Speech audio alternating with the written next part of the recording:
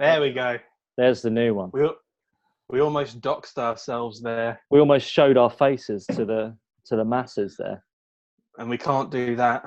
I mean, like mine looks Most of you like know who we are anyway. yeah, mine just looks like just a photo fit like that's been done by a cartoon artist.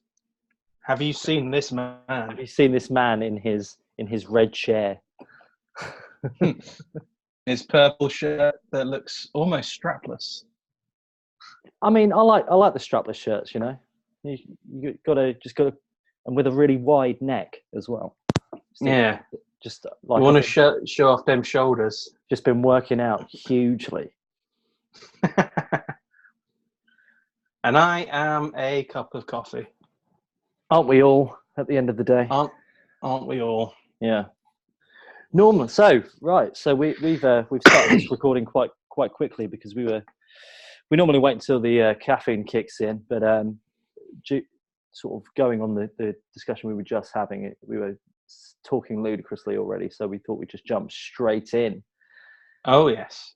Right. So hello, ladies and gentlemen. This is number, Christ, what, 6, 7? One. Oh God. 7. I have no idea. I think it's 7. I think it is. Yes. No. Yes. I don't know. 6 or 7. Welcome to Big Talk 6 or 7, where two caffeinated and opinionated individuals talk about things that they have no idea about and just kind of puzzle things through. I'm your host. Apparently, I'm the host, Lee Simmons, and I'm here with my co-host, Matt Waterhouse, who is a cup of coffee. Hello there. We almost doxed ourselves with showing our faces, and then you just did it with our full names. I've done it already. Yeah, they've already got our full names, man. I think in episode 1. Yeah, they already know us. Yeah. Ah well. Dick pics next. What? Just we put them out. We dox ourselves with dick pics. Yeah, that'll be the visual for the next one. One dick is the main picture, and another dick is the logo. Yeah. Just dicks on dicks. Dicks on demand. Dicks on demand. DOD. That would have been a great podcast name. But I mean, what's the That'd USP? Be the next one. What is the USP of that podcast? Just sending out dick pics to everyone.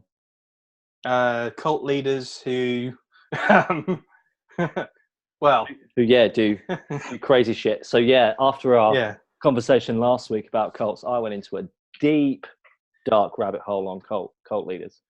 I find the subject fascinating, and we worked out basically what, like, when you know you're in a cult last week, didn't we? It's when someone's fucking the wives, you know. Yep. And I'm watching one of these. I think it was on Netflix or YouTube or something like that.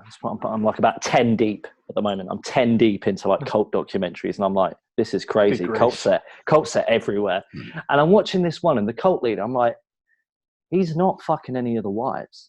Like 100%. He's not.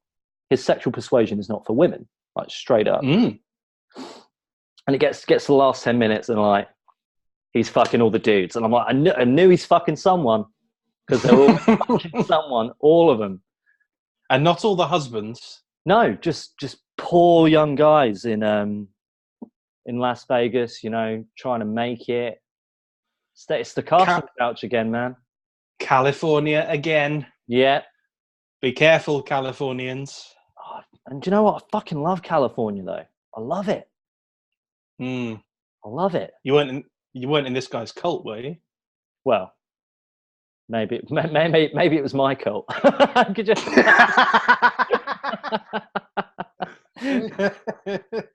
And that guy was your patsy. Yeah. I just sold him out and just showed. Yeah, because I mean, this guy, like, he used to be in like porn. He was a failed actor, and like, I showed some of the videos, and they were the funniest videos I've ever seen.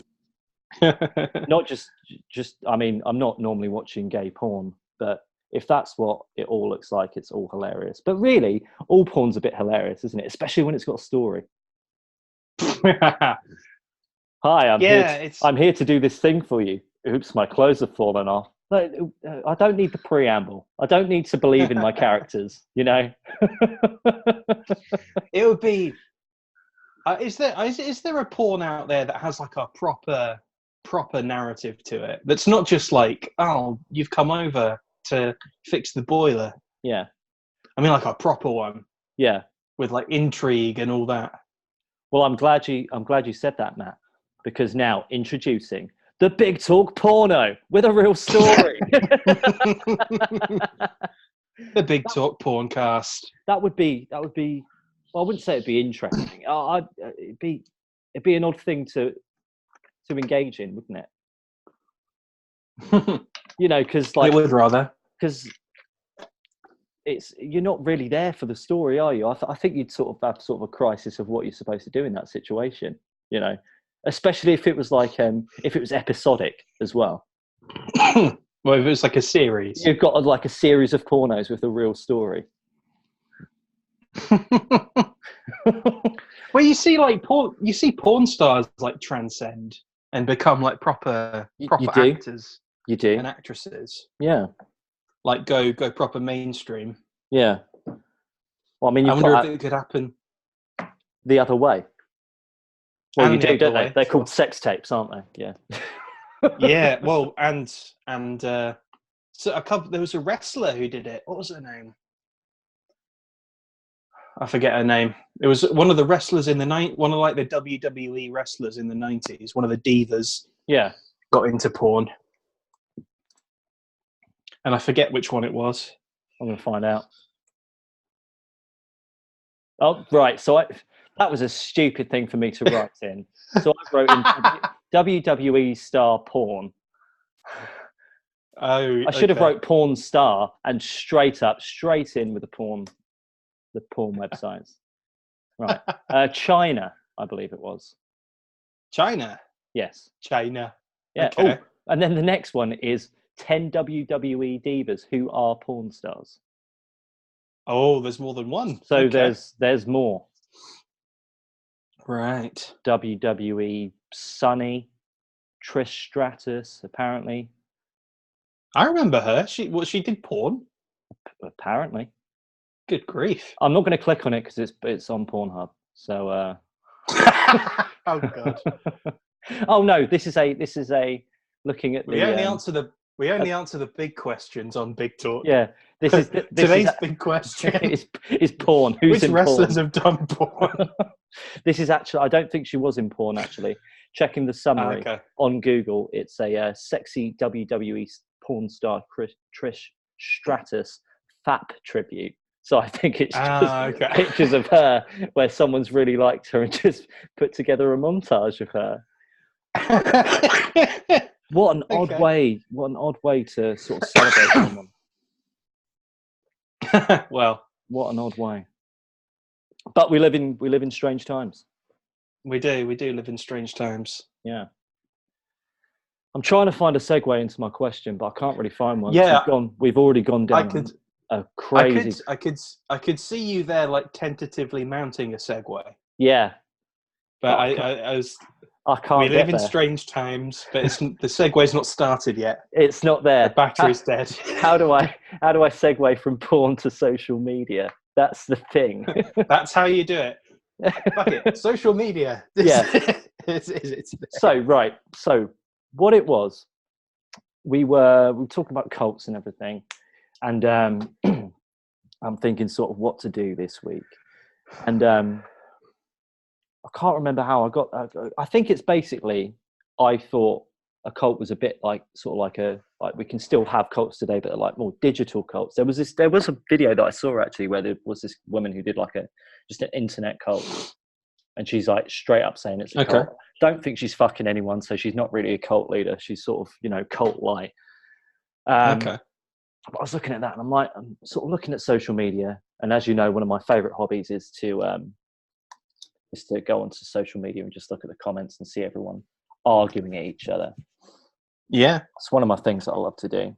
And also, I mean, we've spoken about it every week pretty much since we've started, talking about post-truth eras and everything like that. And it all stems from the internet. and social media. So I thought we'd kick the shit out of it this week and then get on to some other topics, really. So yeah, and then we've talked about Twitter, and I don't really know much about Twitter and you do. Anyway, so fuck the segue. We're going in with the question. So my question to you, Matt, is: yes, is social media good or bad for you? For us, not for you. For us. Now, for me, for us. Well, this is for the royal you. It's a two-part question, really, because we're looking at us, me and you, as an individual. But is it good for us as as a global community at large? The royal you, basically. You being you, the plural. You guys out there, is it good for you? Yeah. As an individual, is it good for us as a wider community? I've got a couple more talking points, but let's kick it off. Is it good for us? Like everything, I feel like I'm just sitting on every fence I can. Yeah. In this case, though, I'm leaning off the fence a bit. I'm sort of hanging onto the fence because there are some good things, obviously, but there's a lot of bad things. I mean, like, it's good in the sense that you can get in touch with people. Yeah. You can keep in touch with people. Exactly. Yeah. I mean, case in point, you're in Japan at the moment. I'm in New Zealand. You've been traveling for, 5 years on and off? Yeah, pretty much. I've been away for a solid amount of times for, time and time again. And it would be very hard to get in touch with you over the old landline, especially when you're in China, especially when you're in China, when there's the Great Firewall of China and you can't get anything in or out. I think we spoke twice while you were in China on a really spotty VPN connection. Yes. Yeah, we did. Which, by the way, Tuesday was yesterday. It was 30th anniversary of Tiananmen Square. Yeah. Oh, that thing that they always said was a mystery. They said that it didn't happen. You go on tours there, and they say it doesn't happen. Well, yeah. Well, they say it's like that's the official line, and then when you talk to people about it, they're like, it's like, well, something happened there, but we don't know what. Maybe something happened there, maybe nothing happened there. Who knows? Yeah. And I'm like, I'm not allowed to talk to you about this, or I get fired. Yeah, I can say nothing on this, but this wasn't one of the talking points actually. But I just read it today. I went onto thisweek.com for this week's news to see what was happening. Trump's doing some things again. Oh, he's in England. He's in the UK. Isn't he? He's in England at the moment. But I was thinking when I saw that, one of the things came up was Tiananmen Square 30 years on, and a big part of like the Arab Spring was social media and messaging platforms, wasn't it? That was a huge part of that whole uprising. So I wonder how that would have gone. Well, actually, it's China still, though. I was wondering how that would have. Well, you got WeChat though, haven't you? Is it WeChat? Yes. In China, so you've still got messaging platforms there. So I wonder how. Yeah, it's just their own in-house ones. Yeah, I wonder how in this day that are monitored. It wouldn't. Yeah. I wonder how it would have changed though, because it's instantaneous communication. If you act quick, it's going to be different than.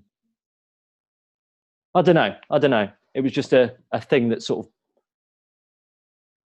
caught my interest today. Yeah. Well, I suppose it's got its strategic elements to it. Because you can communicate instantaneously and across the world. Yeah. And garner a following that's far and wide. Yeah.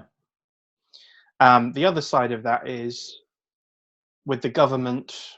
I mean, the Chinese. There's no way that the Chinese government aren't very, very closely monitoring WeChat. Yeah. And monitoring, because the thing about China, like, it's not this amorphous blob. It's not a boogeyman that we're led to believe, sort of thing. Well, it is. Right. Okay. It is that. I have no idea. Never been.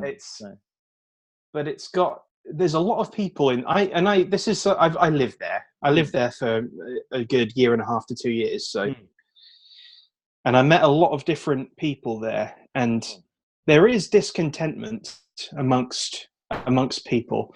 Like, the thing about China is it encompasses apologies. It encompasses several like Tibet. It encompasses, and like there's Muslims in the west of the country that aren't happy, and they uprise occasionally. And you've got the Mongolians in the north that live in Inner Mongolia, which is the bit of Mongolia that China took and hasn't given back. Yep. You've got all the stuff with Hong Kong. You've got all the stuff with Taiwan. Yeah. And because you've got a fuck ton of people there, haven't you? Yeah, there's 1 billion there. 1.3 billion. That's nuts. And that's recorded. There's more. Yeah. Because there are people that live in the mountains that aren't part of the census. Yeah. So there's 1.3 is an estimate. But they have any uprisings that are communicated over social media can be put down very quickly, because the government of China has eyes on WeChat and has eyes on social media. Yeah. So 1.386 billion, my word. Yeah. Interesting though. If you look at this, like the graph, so this sort of goes up and down and down. This, like, India's is just like a straight influx. That is interesting. That's very. And the US is going up very slowly. Yeah, but still sort of quite steady. Yeah. It makes the numbers move as well. Interesting. Oh, nice. But yeah, looking at this, there's a lot going on. Oh yeah. Oh. Well, the thing about China is their neighbours. All their neighbouring countries have some kind of beef with them, aside from maybe North Korea. Yeah.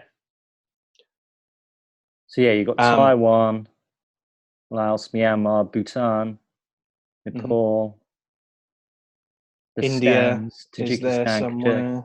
Kyrgyzstan, Kazakhstan, Mongolia. Vietnam is somewhere. Vietnam is down here. So yeah, they tried to invade Vietnam and failed miserably. Yeah. Was that the deal with the Vietnam War? Was it? They were sort of like proxying like the North. I think it was. My history on this topic is not the best, but I think it's pre-Vietnam. That one. I think it's pre-Vietnam War. Someone will know better than me. Or it's post.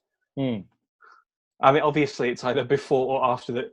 That's very, very general. That's just how time works, isn't it? You know. Yeah. It's like it either happened before this event, after the event, or during the event. One of those three. I know things. Well, we're living up to our tagline now. We know nothing about anything. Indeed.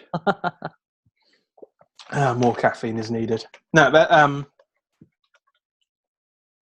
I think because you see, there are uprisings and things, and there are people that get try to cause a bit of damage and try to cause some chaos, and it gets put down very quickly without a lot of people knowing. Right. Okay. And you hear these things through hearsay when you live there. Like when I lived in Ho Hot, there was a mass stabbing. Jesus. And quite a few people died. And we didn't hear about it until maybe a couple of weeks after. Right. And it was through kind of word of mouth. Like the most you'll get, the most you'll get is like at certain times, you'll go to maybe a train station and there'll be a couple of armed guards. because they've gotten wind of something. Right. But I mean, China's it's almost the ultimate surveillance state. Yeah. Like there was a guy there who, when I was there the second time, there was a chap who he's the son of a rich guy. Mm-hmm. So I guess he travelled a bit, Mm. and he knew stuff. He knew stuff that was going on, and he would tell us some of the stuff that was going on. Right. And then he would vanish. So this was a Chinese guy, was it? This was a local yes. guy. Right. Yeah. This is in when I was in central China. So when I was in like Mao country. Yeah. And he would he would hang out with us for like a bit of time. For like during the week we'd see him maybe twice. Mm-hmm. And then he would disappear for like 2 months. Mm. And they were like, oh, they've put him in the not the asylum, but like the like a sort of special care. Right. It's like a secure hospital. Care. Yeah, basically. They put him in a secure hospital because he's not well. Right. And then he would appear again for a couple of weeks, and we'd meet up with him and we'd chat, and then he would vanish again for another month. Right. Like, I'm pretty sure our places were bugged when we lived there. Pretty sure. Yeah. And it was like, this is sketchy app. Kind of sketchy, kind of scary. Yeah, I bet. It was, man, living there was hard. It was very, very unpleasant living there at that time, because this was I've probably spoken to you about it before. It was 2015, 2016 when I was there. Uh-huh. And it was like, it was racist. And yeah, I remember you saying. And like people were watching you, and you felt like you couldn't really say anything. Yeah. There were events at the university where we worked that we weren't told about or invited to. Yeah. Because things would be said there that we weren't to be informed about. That's nuts. It was really unsettling. And when I say racism, I don't mean like sort of the subtle, I'm not going to sit next to you on the bus kind of racism. Yeah. It's like shouting stuff out. Overt. Just, Yeah. Every 6 yards. Well, like walking down the street, I would walk to get to work. Mm-hmm. It was like overt. Shouting stuff, or it was like both aggressive and ignorant at the same time. Because it's a bit like,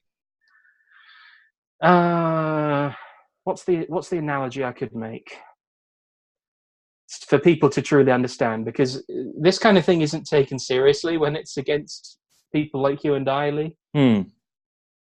Let's imagine that there's a black guy walking down the street, and I won't say the actual slur, but like, there's a black guy walking down the street, and occasionally, and well, like I say occasionally, every sort of 10 steps, someone will say something, and it'll either be aggressive, or it'll be like, maybe it'll be like a mother with a little kid, who's like holding up the kid, and like, oh look, it's Yeah. Can you say Yeah. It's yeah, there we go, and you're like, fuck. Yeah. And it'll be like people who you buy your dinner from. Yeah.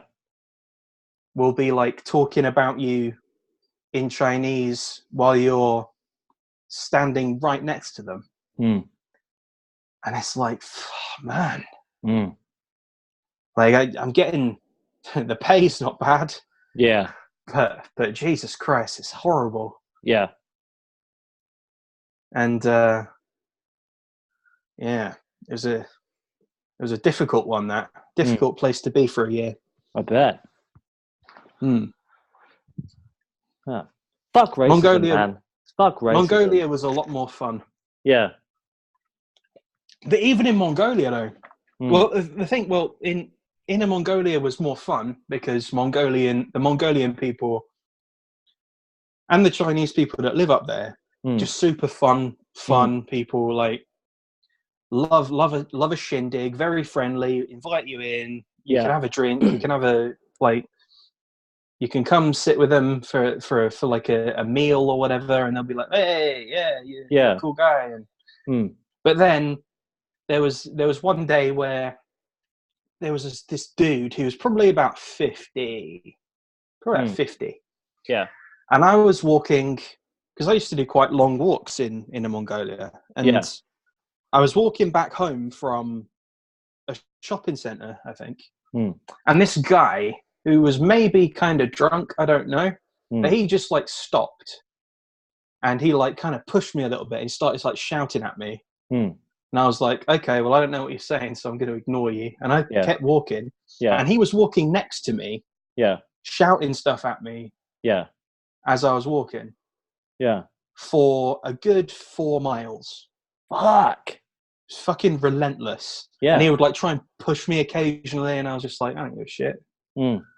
I'm bigger than you. You're annoying, but it's just like. But it was like a bit alarming. Like for a good like 4 miles. That's a long time. Yeah, I went into another shopping centre thinking, if I go in here, he'll probably fuck off. And he followed me around the shopping centre.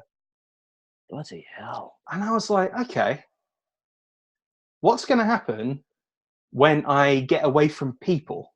Yeah. So I went up to a police officer who did nothing.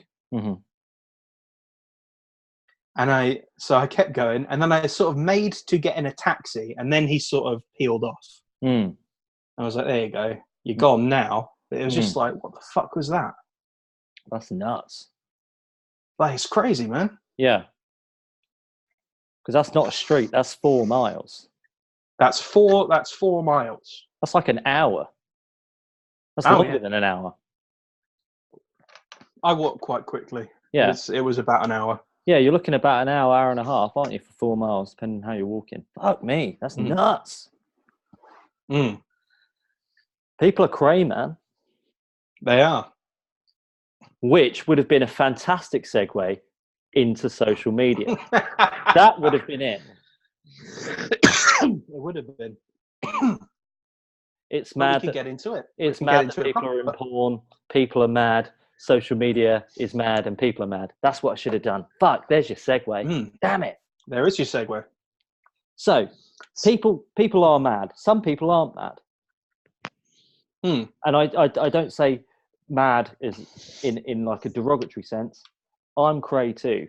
I've been in and out of therapy. I've got a Swiss cheese brain. Like, that's what I call it. I'm a nutty individual. People have got it worse. Swiss cheese with walnuts. Exactly. We're talking full cheese board here. With all the accoutrements. So I've been in and out of the place with people trying to make my brain a bit better. And it's good now. You know, a lot of the time it's about getting out and things like that. But people have it worse than me, you know. Some people's you know, I'm not going to get into mental health. That's a big topic, and we're talking about social media.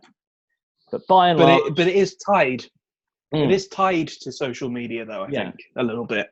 So I'm going to put a disclaimer here that this is a huge generalization, but I'm doing it for brevity.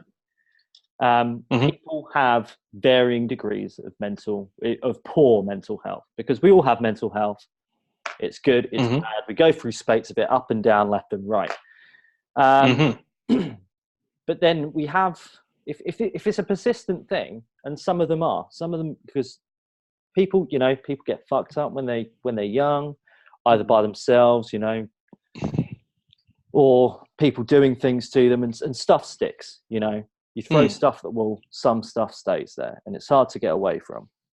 And now you have this outlet which can exacerbate some things, you know,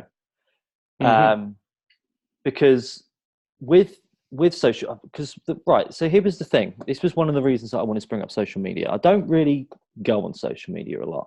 I have 3 things that I probably do on social media. Mm-hmm. I'll talk to my friends and my coaching clients. Like I'll catch up with them on like a messaging app or through Facebook or something like that. But direct messaging on some platform like that, I'll look at comments.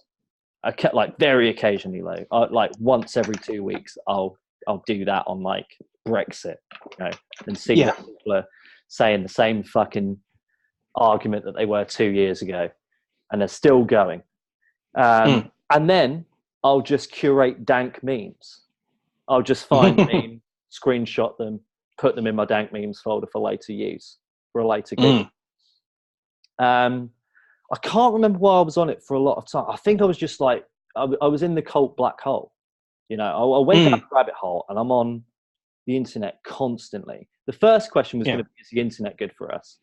And I think that's an easier question to say yes to, because there's a lot more good that can be done out of the internet. So I had to sort of break it down to social media. And sort of going through all this black hole, and then I sort of move on to social media, and I'm watching this something. I'm starting to have a panic attack. What the fuck is going on here? I hadn't had a panic attack in like 2 years. And I'm having this panic attack. I'm having to like take myself, like I was at work at the time. And I've got this podcast on. It was around lunchtime, and I'm like, fuck this, lock the computer, step outside. I've got to like breathe for a second. I'm like, what the fuck is going on here? And it was because I was just consumed in this black hole. I was like focused. I got a bit too. So when I get into something, here's another thing which makes me a bit nutty. I've got an addictive personality.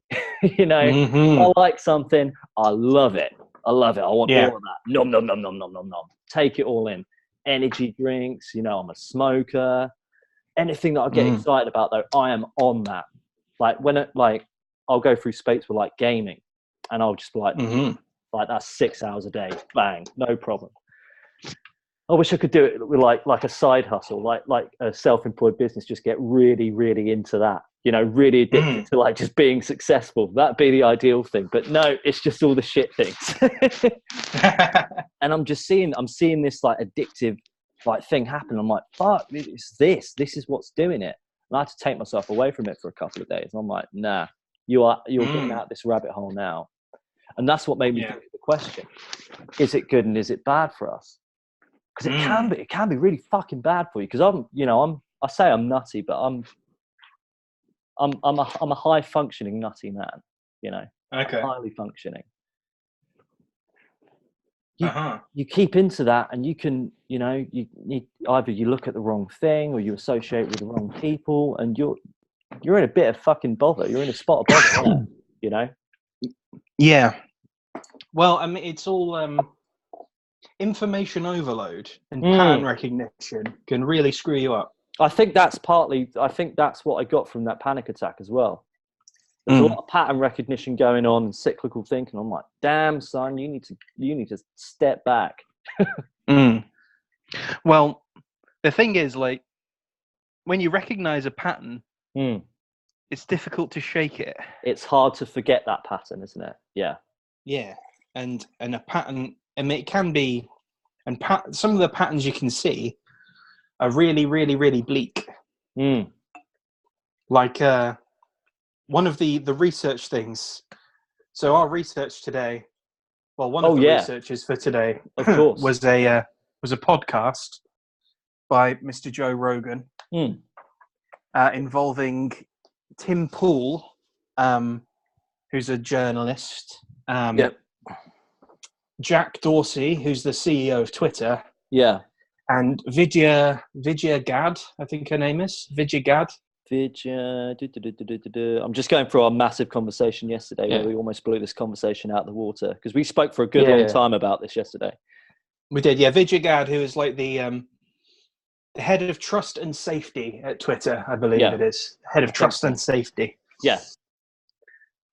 And she needs to do a better job because there's not a lot of trust in Twitter and there's not much safety on Twitter either. But I think I said to you, this podcast is infuriating. That was the first thing that you said to me. So I said, Yeah. the JRE with Jack Dorsey, Vijaya Gad, and Tim Pool is probably good further reading for one avenue we'll eventually hit, which we have. We've hit it now. Uh-huh. First thing Matt says, that podcast is infuriating. And I said from which side as a hypothetical question, because I knew which side it was going to be. Yeah, your response, from the robots. From the robots, yeah. And to be honest, it's not the first time I've listened to that. It's like that's probably maybe the third time, I think. Yeah. That I was listening to that podcast, because there was a lot there. And it's just it was just so many. It was like, I think I said to you as well that he might as well have like the customer service.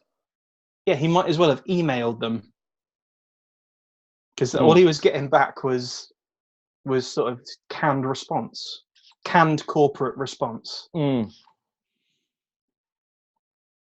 the problem with that, the problem with Twitter is they don't have enough.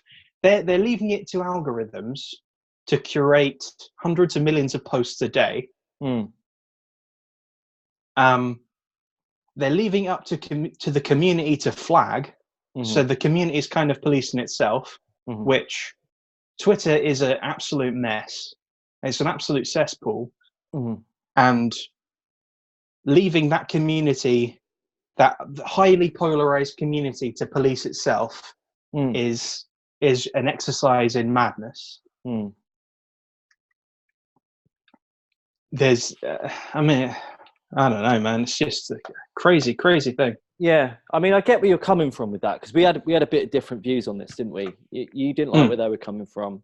I could kind of see where they were coming from, and I just didn't get on with this Tim Pool character at all. I'd never heard of him before, but I thought, like, and then I was looking through the comments. He was making one argument over and over again. Yeah.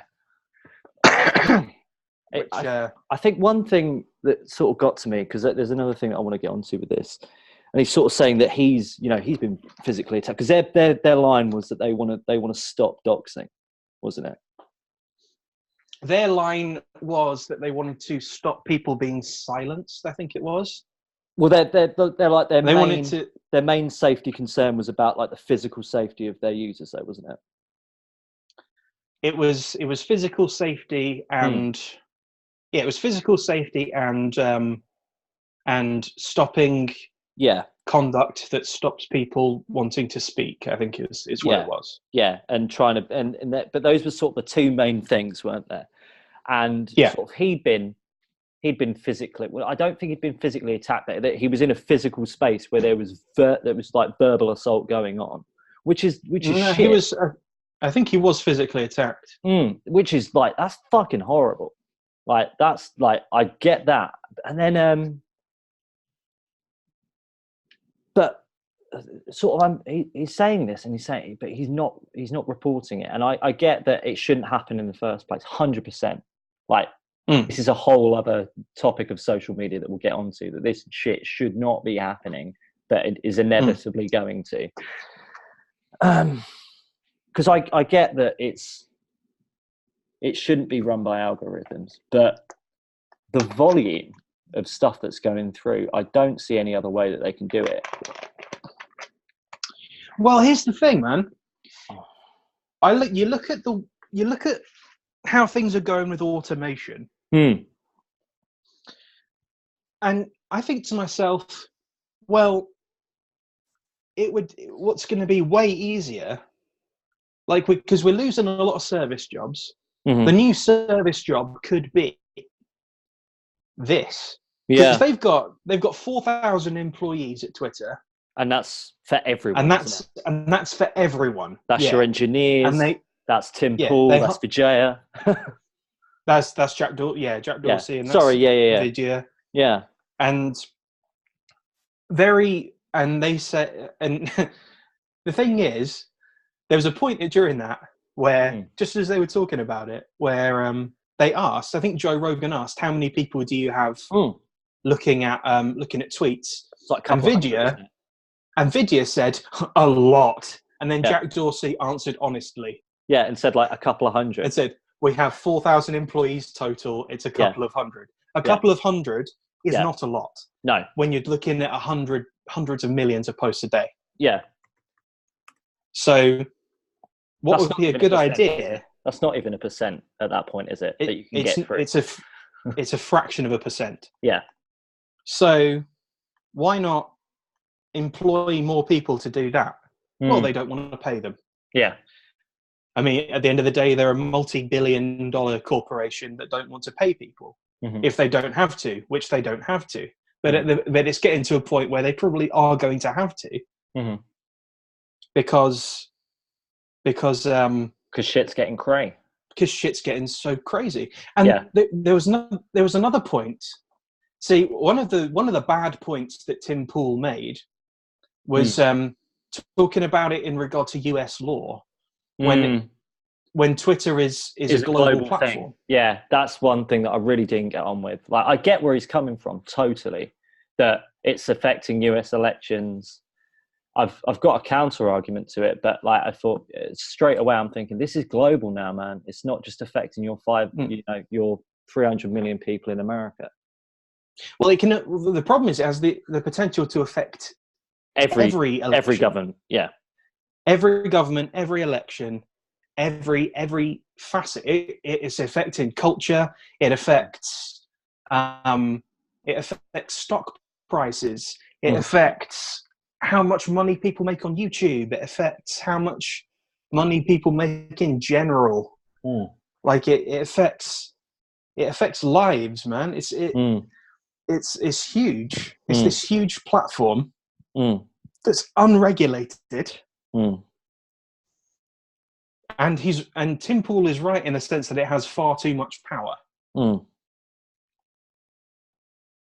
But I think regulating, but however, I think regulating them is not a good idea. Is nuts, isn't it? Because think about it, right? You regulate Twitter with government legislation. Yeah. You've got a government of a country. Yeah. Controlling a global platform. Yeah. And that's, or like having power over a global platform. And that just is a whole other can of worms, isn't it? That's a whole other can of worms, because you get someone in there who's ideologically very, very authoritarian. And you've regardless of political party, you get a heavy authoritarian in there, and they're going to go, right, well, political enemies, get them off the platform. There you go. Now it's a massive echo chamber. Yeah. And we can influence who we want. We essentially control the conversation. Yeah. And Twitter is the biggest proponent of this, because this is where Twitter is where all the news is. Yeah. Twitter is where all the journalists are. And it's where normal people are too. I mean, the president, all the politicians are. Yeah. Well, I mean, a couple of episodes ago, we were going through the president's tweets, weren't we? We were. Never in history have I been able to have a direct line to the president's brain. Yeah. What does the president think about this? Now we know. Click. Yeah. And it's hard because I mean Facebook has the same issue at the moment because it links to a lot of news sites. Yeah.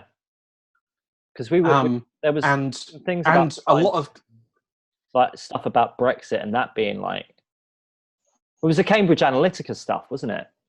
Do you remember that? There was that. Yeah, yeah, that's a thing. Yeah, the Cambridge Analytica debacle. And but even so, you see interview clips. I mean, just as an example, you see interview clips that are edited down to bite-sized chunks that can make someone look as good or as bad as you want. As the editor wants, yeah. As the editor wants. And the editor, there's always some kind of spin. Why are we interviewing this person? We want to trip them up. And we can, if we can't do that with questions, we can do it in the edit. Yeah. Like Jim Jeffries was caught red-handed doing that. Right. You know, the comedian Jim Jeffries? Yeah. He was interviewing a guy in Australia who's like a very pro-Israel, very conservative. Mhm. And he cut the interview they interviewed him, and this guy really, I think, knowing what was going to happen, set up cameras in the room, filmed the whole thing. Right. So when the interview went out, and the interview, I think it went out, it was just after the Christchurch shooting, this interview went out. Right. And they linked this guy, this Jewish guy to the Nazis. Right. To like neo-Nazis, basically. And he was like, well, I've got the footage. And he just put out the clips. And it proper exposed. I mean, and then again, post-truth era, people don't really. Well, we don't even read the articles half. Promoting whatever. Yeah. Promoting whatever, and they've not even mentioned it. I think the guy tried to go to the US to like have a US tour and to confront Jim Jeffries about it. And the second he landed in LAX, they detained him and flew him back to Australia. Fuck. So, I mean, that's sort of the social media getting very, very tangled in politics and getting tangled in people's lives and getting tangled in the real world because this is not the real world. I mean, it comes from people within the real world, but this is a thing. I think this is one of the things that I just can't get on with social media with. This, you know, can become, it's very alluring, you know. I'm here at the moment looking at Donald Trump's tweets again. Just going through them. Well, I don't know, because like if I bring them up, then I'm going to start showing people's like @ signs, and I don't know if we're going to be okay with that. Oh, okay. Yeah, best to leave it. But like, so like the last one, I mean, is just sort of him talking about, I think, the president of Israel, I think his wife's passed away. Oh, okay. I think it says, Melania and I send our deepest condolences to President Reuven Rivlin and the entire state of Israel on the passing of Mrs. Neshama Rivlin. Mrs. Rivlin's represented her beloved country with grace and stature, so along with those who knew her. That's not Israel, I don't think. Yeah, I don't know why it says condolences to President Reuven Rivlin and the entire state of Israel. Reuven Rivlin. Oh, okay. Yeah. Well, Reuven... it might be the former president because Netanyahu is the... Yeah. It might be a former president. Is an Israeli politician and lawyer serving... Oh, no, as the 10th and current president of Israel since 2014. Eh? Yeah. What's Netanyahu doing then? What are you doing, Netanyahu? What are you doing with your life, Netanyahu? He was the 9th... Well, this says the 9th and current prime minister of Israel since 2009. Oh, so they have a prime minister and a president. Ah, there we are. That makes sense. In some way, that makes sense. I mean, I don't know how it works in Israel. 0 sense to us having only a prime minister. But yeah, I'm just looking. Well, we've got a prime minister and a queen. So. Yeah. Well, how does that make sense? But... Well, it's cray. What was I saying? So yeah, the real world is nuts as well, but this is having effects on the real world. You know. This, you know, and you couldn't getting assaulted off of Twitter. That's nuts, you know. Well, I mean, social media. I mean, because it's got good applications. You can stay in touch with people. You can connect with people, but it's so easily weaponized. And that's the main problem with it. It's so easy to weaponize it. Yeah. And it's so easy to talk to people, you know. I've got loads of people just shouting at Trump or saying, yay, Trump, or saying, you're rubbish, Trump. Well, that's what I said before. It's like you're not going to get any moderation at all.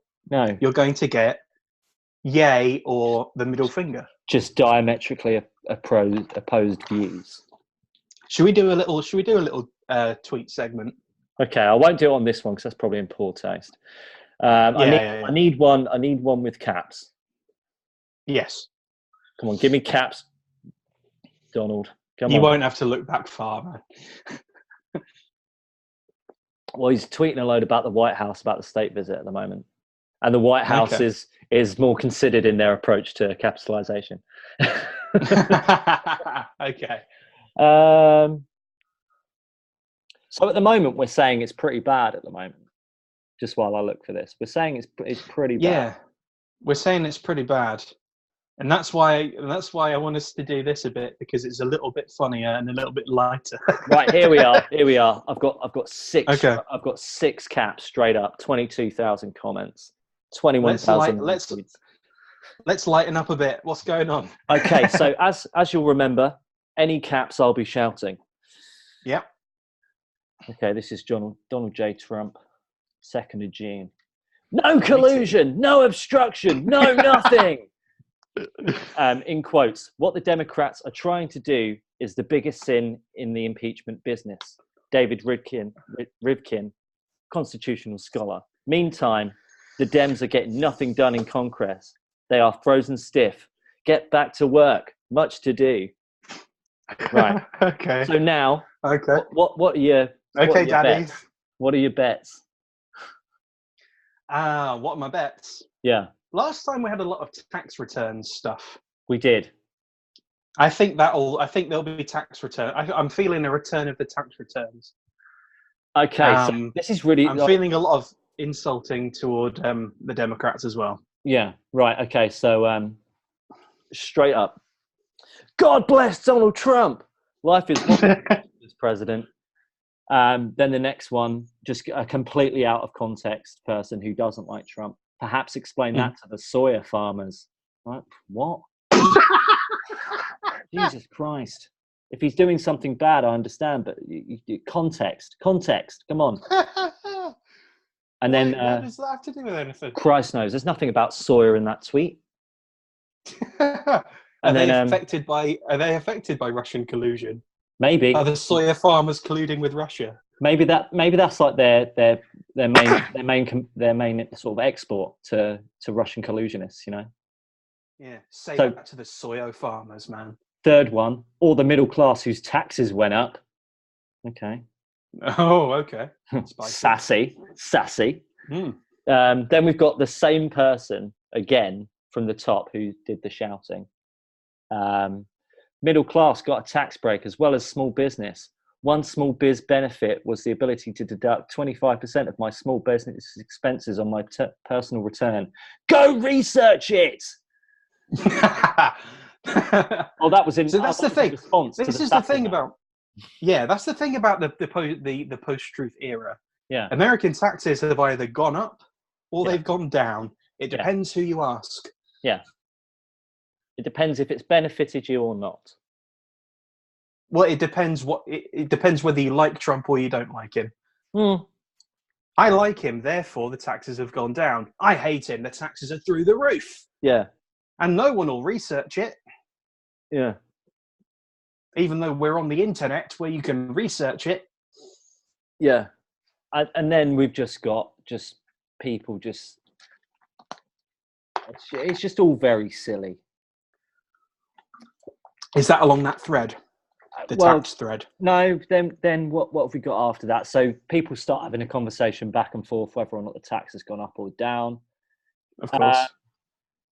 And then we've got Democrats at Speaker Pelosi claim they passed hundreds of bills. No, they voted in the House with Democrat votes only. Passing a bill means that both houses vote on them. What they were doing is faking it so they can claim something. And then someone responded to that. Guess who slept through civics class? ... Sassy. Oh, another sassy tweet. Zing. How does Congress decide which laws to pass? ? When a majority in the House and in the Senate agree the bill should become law. Learn before you tweet. Ooh, a sassy comeback. Like it. Sassy return. We agree with you. The House is doing their job and the Senate isn't. You can't pass a bill unless both sides agree all the House is doing is sending bills they know will never be passed. That is not lawmaking. That is throwing a temper tantrum. This is the first person. Oh, Temper tantrum. Is this the term a marketing firm uses? Last person, don't get involved. That makes no sense. What? I don't know. They've got an emoji. They've got an emoji in their name. Instant dislike to this person. Don't get involved. That makes no sense. Yeah. Okay, so I think Detroit would soar economically if we hosted those people in rap battle style. Oh, it'd be amazing. Things. Yeah, 8 Mile. Oh yeah, Twitter 8 Mile. 8 Exactly. Mile. Twitter 8 Mile. Yes. Yeah, I like the sassy replies on Twitter. I mean, I'll say just for this thread, because I've seen that there are some really shitty people on here as well. I look on. I go on Facebook, and then I'll just it's like the kiddie table sometimes. When know why? Because your real name's on Facebook, though.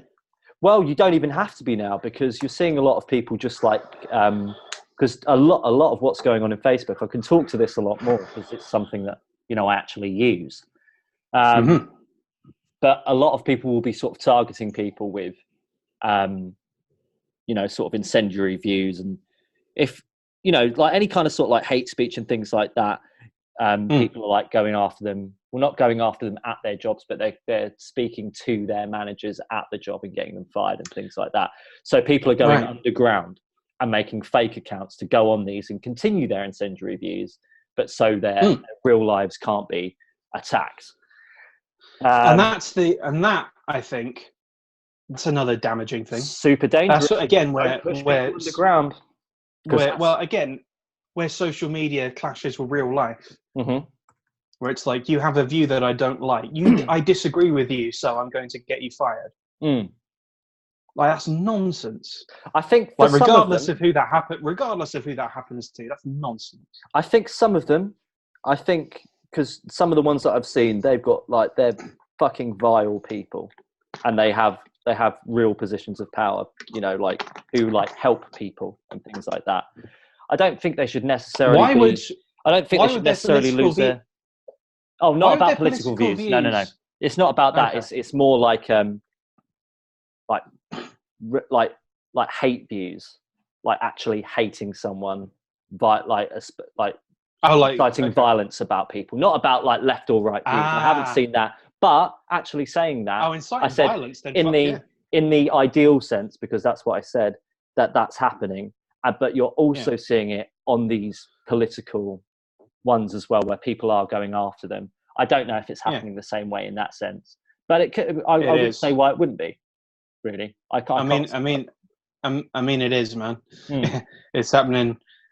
If you're pro, like we went through we went through a little while ago in another show, the idea of what is a good person that's being pushed by certain things, and if you break that, then you're in trouble. And there's certain things. I mean, certain times it's appropriate. Like if you're pro paedophilia and you work in a school, you should probably be fired. There's something going on there, isn't there? There's a paradox there, isn't there? If you're inciting violence, which that's against the law, and you should be arrested as well as fired. But if you disagree on a political point, like I don't see how that's relevant to your job unless it directly affects your job. But I mean, it's irrelevant, absolutely irrelevant. I don't know. I've worked with people who are far left, far right, and their views are irrelevant to how they do their job. And really, most of the time, who they are as a person. Right. When you have that conversation with them, it really, who they are as a person, doesn't matter who they voted for, really. Within my own household, there are different political views. Right. But I do love my family, and they aren't bad people. Well, of course. Unless we're all course. bastards. Unless we're all real bastards in my family. Unless we're all bastards. I mean, we could all be bastards. Yeah. You never know. Right. So I'm trying to find how it's different on Facebook. I need to find something on Brexit, because that's where it really pisses me off. Mm. There's another thing that I've seen on Facebook as well, which has really been pissing me off, and why I think social media is bad at these times. So as I said, I do three things on Facebook. I'll talk to my friends. I'll look at comments, and I'll also go on meme pages. Love a meme page. Love funny things like that. And Instagram's good for memes as well, mate. I know. Yeah, I've got my hashtags on that. I've got my daily comics and things like that. Love that. But I was going on the meme page, and one of them is like a big meme page, and it was a picture of like 4 chairs on a train. Now I think and it was just that. There was none of your classic sort of like text over the thing. It was just that. And everyone's going, cool postman, thanks for sharing. Cool postman, thanks for sharing. And that was all it was. Now that it's been done in parody, but I saw it on Xbox as well. So Xbox brought out another exclusive console, like a Game of Thrones console, and everyone was doing that as well. Okay. I'm thinking, what the fuck is going on here? That's so incongruous, isn't it? Well, it's not. What they're trying to do is get their top fan badge. They're trying to gain recognition on this group and get their top fan badge. What's the top fan badge? You just get a tiny thing above your name, and it just says top fan. And that does what? It just signifies that you are someone who comments a lot on that. You are a top fan. Yeah, that's what it constitutes. That's all it does.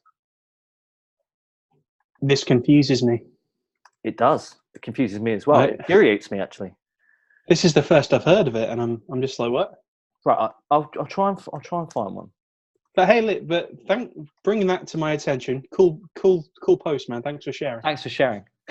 I'm your top fan. I'm your top fan now. Give me the badge. badge. Got to do it a couple of times, man. Okay. Cool, man. Right. Okay. So thanks for sharing. I'm on a Brexit page now. I'm on a Brexit page. Right. Let's have a look. Shop, just various Union Jack flags, just of various sizes. Standard. Okay, so this is from Brexit. There's 76 comments. I need one that's better. I need a better Brexit page. They've all been fucking deleted off Facebook. Oh, Brexit Party. That's going to have some. That's got 120. That will, because they've gone through the roof. They're polling really well. Are they? Like, they are, yeah. Man, well, we won't get into it, fuck it. UKIP basically disappeared. Yep. Which is hilarious. Yeah. And the Brexit Party have risen. Right. And the Lib Dems I think everyone did, didn't they? All in a bit different, didn't it? All in a bit topsy-turvy. Yeah. It did rather. We won't get into that. Right, so let's look through this. So this is they've got a pinned thing on so it's Richard Tice on the future of British Steel. It's just a video of him standing next to a flag of some kind, and he's talking about the steel industry, I think. Okay. Right, so as per shouting the caps. Makes me proud of my party, and we can make a written emoji of the Union Jack flag. Great. Yeah. Well done, Richard, for leading the way. Thumbs up emoji. Flag emoji. Thumbs up. Flag. Cool post, man. Thanks for sharing. Yeah. And then what have we got? Have we got anything else on here? Everyone's being quite civil. This is incredible to see. Oh, no. We've got one starting. I need to go back to this guy. Right. Let's go into it. So, first person comes in. If only there was under WTO rules a way to subsidize British steel for exports. Sideways emoji face. Second person. What has he actually achieved exactly? And then we go back to another person, atting that person. He has brought together several business people with experience in the steel industry as well as financiers in order to try and refloat British steel for the good of the country and its employees. What positive suggestions do you have for saving British steel? And then another guy chimes in to the same guy. Let me tell you what he's done. He has fielded a candidate in Peterborough who is a partner in an equity firm who caused and is profiting from British Steel's collapse. Putting pressure on Green to stop that would be far, far more important, instead of bringing together people with a long history of asset stripping businesses for personal profit. How do you dumb fucks even turn on the light switches? For fuck's sake, planks of fucking wood. If this person had stopped before the insults, third paragraph. There are 4 paragraphs, and then fourth paragraph he comes in with, "How do you dumb fucks even turn on the light switches?" Okay. I don't think it's an uncompetitive market, but why have they brought a foundry in France? Let's see what he actually achieves. Okay, emoji. Atting the same person. Who's like the first one. 17.4 million people voted for economic hardship. The people losing their jobs and livelihoods will need to make it up to them. Simple. Thumbs up emoji. Okay. Another guy comes in. They're all having a chat at the moment. And then it devolves. Yeah, then we're devolving. Then it nosedives into the nonsensical. One of them just starts, "Dumbass, we weren't asked to predict every change for any reason to the future of the UK economy or industry. We were asked if we wanted to leave or remain in the EU and its institutions. Are you saying every voter in any future election must become an economist with a crystal ball," supposed to be crystal, "to see into the future and see how their vote turns out? Idiot." Eyes rolling emojis. Okay. What he's basically done there is highlighted the entire problem with the Brexit vote. This is all I see. All I see, that eventually it will devolve into just people shouting at each other. Yeah. It was okay, and then it's okay. It's not. I can't even imagine how you dumb fucks even turn on the light switches. I think that is the core of my problem with it. That we for one, we lose context. We lose context on what people are saying to each other with like inflections of the voice and everything like that. So when I say, "Oh, you're a dumb fuck, Matt," like we can hear that there's an inflection in that where I don't actually think you're a dumb fuck. It's said in a different way. Now, if I said, "You're a dumb fuck, Matt," there's a bit of an inflection to that, and we could assume that I'm saying that you are, or I actually believe that you are one. With this, I had to put the inflection into those, didn't I? He may have been saying that in jest. We would have to, divert to emojis to find out if he was actually, how do you dumb fucks even turn on the light switches? If I say it that way, there's no inflection. But that's how we read it, isn't it? And part of the reason why emojis are so important. Emojis are very important. Probably part of the reason why they were introduced. Yeah. So you can actually tell. Because the thing about English, the thing you learn when you teach it, is that it is that tone and stress and word stress and all that's so fucking important. I mean, I say when you teach it, you learn by speaking English and communicating. It just becomes inferred, doesn't it? Yeah, you learn that it's important. I mean, but you learn how important it is when you're trying to teach somebody who isn't used to a stress times language how a stress time language works and how tone and emphasis works. Yeah. So, and I mean, the second point about, so you've got the context thing, and we don't know what context is. So emojis are very important. People, use your emojis. Very important. Second thing, because we don't have that context, we have to make inferences to that, don't we? What does this person mean by what they're saying? And largely, And it doesn't become, it's sorry. not like a logical thought process that we actively engage in. We just make an assumption and just go, And oh, this fucking guy's called me dumb. Fuck you. if that weren't bad enough, Yeah. if that weren't bad enough, you can put any context you want onto it for whatever gain you want. Mm-hmm.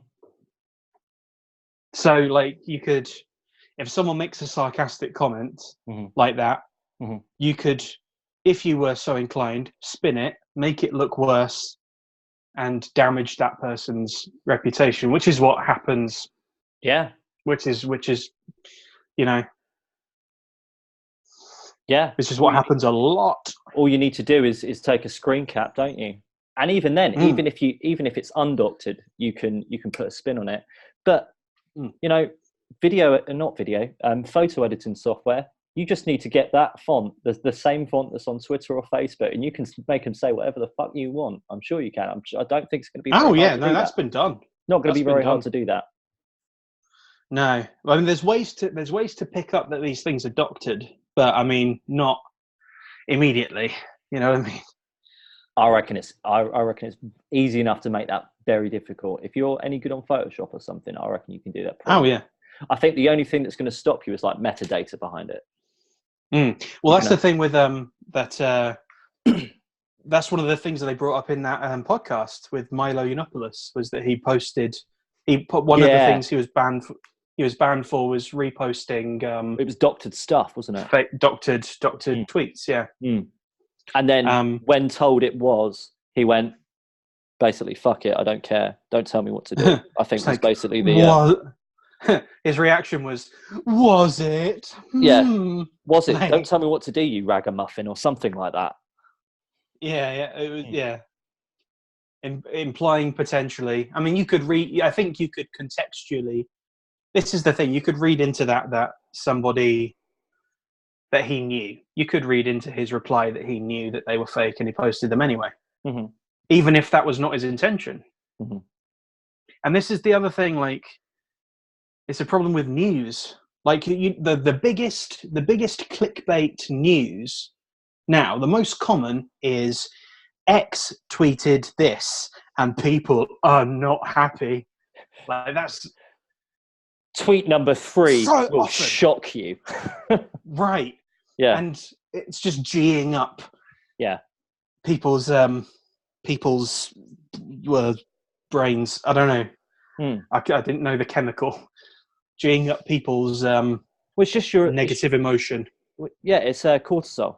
That's your stress. Cortisol. That's the one that when someone like cuts you off in traffic and you just get that it's like the precursor to adrenaline. I think that kicks in an adrenaline. It's there, ready to kick in an adrenaline response if someone's going to if a lion's going to eat you.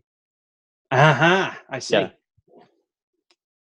I see. Yeah, but cortisol, whenever you get stressed out and you get that really tense feeling, that's cortisol, ladies and gentlemen. Not a good thing. It's a killer. It's a killer, that cortisol. I see. Yeah. Is that why stress fucks people up? Well, I don't think cortisol itself is a killer, but stresses. So I mean, I don't think an emotion can kill you. It's got to be stuff inside you, isn't it? If it's cortisol and then like adrenaline running off of that, it's going to make your heart beat faster and your blood pressure go up. I would imagine it's that more than the emotion that's going to do it. But yeah, okay, gives people aneurysms and shit like that. Horrid thing. So yeah, and that's happening all the time. Yeah. And I mean, getting rid of social media, people are still going to have heart attacks from getting too stressed out. Oh, sure. I say fun fact, but I'll rephrase it. Morbid fact about heart attacks. When do you reckon people get the most heart attacks? Most common time. Oh, fucking hell. I mean, they can happen at any time, can't they? Most common time for a person to get a heart attack, Christmas Eve. Oh, that sucks. Yeah. Oh, you got that whole thing of families coming together. It's always a stressful time, presents, blah blah blah, getting everything. Yeah. A lot of heart attacks on Christmas Eve. That sucks, man. and it's logical, I suppose. Yeah. But that's the thing. Like that's the thing that that social media basically, like this is what social media. Its intentions are to make you feel. Is to make you laugh, to make you angry, and to like freak you out, probably. Like that's the other thing it can do. Like people like stalk each other on Facebook, especially. Mm-hmm. Yeah, and that's not healthy. That's not healthy for anybody. That's in the public zeitgeist, isn't it? Sort of Facebook stalking. Yeah, yeah. If you say like, Facebook stalking, everyone's going to know exactly what you mean. Yeah. Right. People like look up their exes and shit. Uh-huh. It's like, it's bad. It's bad. Which is the third point of my triangle of why this is a bad thing. It's that anonymity as well. You know? It's anonymity and... Well, not necessarily anonymity. It's the inability to let things go. And it lets things fester. Yeah, it's a problem. It's certainly a problem. And you can direct stuff at people as well, knowing that they'll see it. Oh yeah, yeah. Just put an @ sign. There you are. Not even an @ sign. Just put up something. Just put up something that's going to show up in a news, because all of it shows up in a news feed on Facebook, and you can just put something up that you know someone is going to see, and you know that, and they're going to know it's directed at them. Oh, sort of like the passive aggressive stuff where you're like, yeah, yes, harking back to a conversation that someone's had with someone else, and it's like, well, fuck you. It's like, someone's in trouble. There's someone we went to school with long ago, who broke up with their significant other and posted a picture of herself, like with something he'd given her, and she was like cutting it up. Oh. Well, she was like cutting it off herself. Yeah. I don't know what it was like, but it was just like, why are you doing that? I mean, it's obvious why you're doing it. You just want to hurt someone. But, you know, why would you want to hurt somebody? And and that's another thing that social media allows you to do. It allows you to hurt people. Well, it allows you to be in a very, very easy way. It allows you to be very open with what you feel, without there being this immediate. So again, if you're in that situation, if we take all these back to like physical, like a physical area. So we're in a cafe we're in this room, Matt. Picture this: we're in this room, and we're going to put all of these into that situation. We're going to insert those situations into that situation. So we're in this room, Matt. We've been going out for 3 years. And then we have a horrible breakup. It would never happen because I love you dearly, but just imagine that it does. Okay. Okay. And I, you know, the picture that we got in Japan when we were having that nice meal. Do you remember that? And they took a picture. Yeah. We didn't ask for the picture to be taken, ladies and gentlemen. They asked us to take a picture and put it on their wall. But I took a second. I got the second picture from them, and I've kept it on me to remember my bromance. Hashtag bromance. Hashtag big talk bromance. And so I take that picture, and in front of you, I cut that up or I burn it. So there's going to instantly be an emotional response from you, be that verbal or non-verbal. And it's going to be hard for me to do that because in a relationship, if you've broken up, good or bad, there's still some emotion there. You don't just shut off your emotion and they're dead to you. That doesn't happen. It either that emotion either becomes toxic and it hurts you in that situation, or you have fond memories of them and sort of all different, an amalgamation of feelings in between. Those feelings don't just shut off; they transfer. So there's going to be some emotional response from you, and there's going to be some emotional response from me doing it in front of you in that physical situation. Yeah. It can be social media. There's this film in between us, isn't there, where we can do that, and we're absolved. We're absolved of that situation ever coming to pass. Yeah, you can type to me. It can be. You can tell me to fuck off. No, that's just words.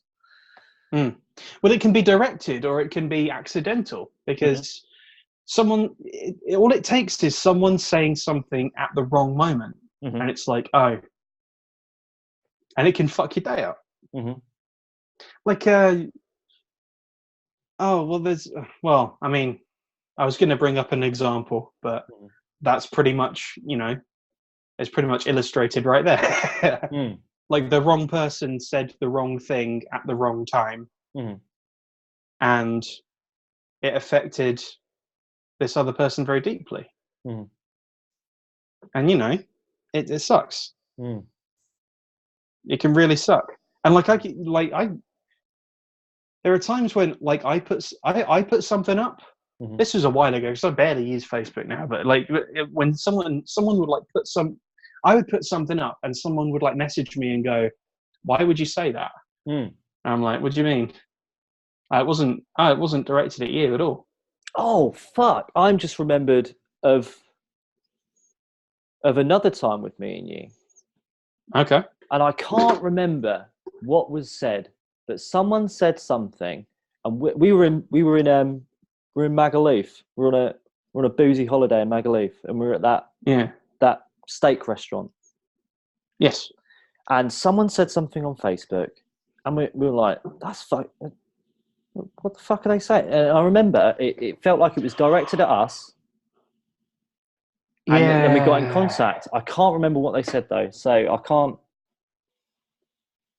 can't bring up what it was.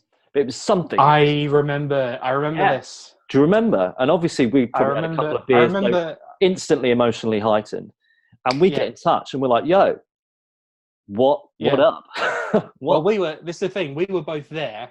We were both there in person. We were like, it was almost like we were G'ing each other up. Exactly. And people were responding, and we were getting G'd up by the response. I remember exactly what this was. I remember exactly. And we had our friends were chiming in, and they were getting in touch with us, and it was all getting it was getting het up, wasn't it? It was a thing. It was a thing. It became a minor storm. Yeah, and this was with a good friend of ours. Yes. Like a really good friend of ours. And we're like, "Yo, WTF, what's going on?" And I remember we eventually discussed this with this person. And it fell away. But it happened so quick. Yeah. I remember it was immediate. Something was put up. We saw it and we're like, "Oh, that's a bit fucky of that person." Did someone alert us to this? Someone told us. We checked it out, and we're like, "Oh, that's a bit shit." It might have been. Was it because we were on a boozy holiday? No, it wasn't. No, it was about. No. It was because. Oh shit! What was it? I can't. Right. Oh man. We'll be right back, ladies and gentlemen, because we're going to work this out. BRB. It's been several minutes for us, but for you, it has been no time at all, ladies and gentlemen. We had to puzzle that out. We now have the context of what had happened. Right. Yeah. So, a friend of ours goes away, makes this comment about being away and people still being at home. Now, at this point, me and Matt were at home. I think I was working a year before I was going off to university. And you were doing something as well. Now, here's another thing. I think we were both in a very poor mental state at the time. I think so. Yeah. I know I was. Of course. This is just after my. This is the time where you were Nazi. This is the time where I was in bad. This is probably the tail end of my bad depressions. A year. So this was when you were nutty as well. Yeah. So we were in a poor mental state at the time. Yeah. So this comes up. Loads of people start chiming in on it. Yo, what do you mean? Blah, blah, blah. Someone alerts us to this. And we're like, "Oh, fuck, this is fucked up." Now we're in a poor mental state as it is. We're on the beers in a boozy place where you just go there to party, basically. And we have almost constantly been on the beers. Yeah. We've this is every single day. You wake up, drink, everything. Just get drunk. Horrible, horrible way to live. don't try this at home. No, for God's Um, sake, don't. but Especially don't go, if you're going to go on one of those holidays, don't go for a fortnight oh yeah, because it messes you up, man. yeah. It's horrifying. And we're at the tail end of this. We're at the tail end of, or just being in just this poor mental health area. And like, we get really jacked up. We take it off the comments and we message this guy. I'm like, what the, just go at him. Like, what are you, like, fuck you, basically. Go off at him because we G'd ourselves up. People have been messaging us, G'ing ourselves up. And then we worked out what it was. It was nothing to do with us. Nothing to do with us. No. No. Yeah. You know? We chilled back eventually. We chilled right back. And that was over the course of maybe half an hour from start to finish. Longer than that. Was it? It was probably a good 90 minutes. Okay. We were mad and it was all going off. Even 90 minutes though, if you put us back into that room, so now there's me, you, and the third person, right? We're in that room. Yeah. That person says that thing. Now, within those 90 minutes, like, first off, we can get context. We can get context straight away. And it's probably not, we could probably sort it out a lot quicker. Yeah. From the context. The question, what do you mean by that? What does that mean? And then it's done. Yeah. And then it's done. Oh, you mean that? Oh, okay then. Off we go about our day. Yeah. But instead of doing that, now we have a lot of information coming to us very, very quickly. We're seeing other people collaborate with our view, like corroborate our views on this subject that is fucky. People saying, isn't this fucky to us? And we go, yeah, it is fucky. And then just G'ing each other up, where you wouldn't be able to do that in that situation. I mean, it does happen, you know, obviously you get that group think where people get whipped up into a frenzy. It's where everyone talks past each other and no one even thinks about asking for clarification. No. It's always, you meant this and now I'm mad at you. Yeah. It's like everyone's thinking about what to say next, isn't it? Rather than thinking about what that person has said. How can I zing you based on that thing you just said? How can I do a sassy Twitter reply? Yeah. How can I own you? Yeah, exactly. Yeah. How can I make you look like a dickhead? Yeah. And that's a cottage industry as well. Yeah. Like now we're into a whole other place now, aren't we? Like, Ben Shapiro destroys liberal on X. Yeah. Or like Don Lemon Jeremy Corbyn destroys Rees-Mogg on X and Y. Yeah. I find it funny sometimes because I watch some of those on YouTube sometimes.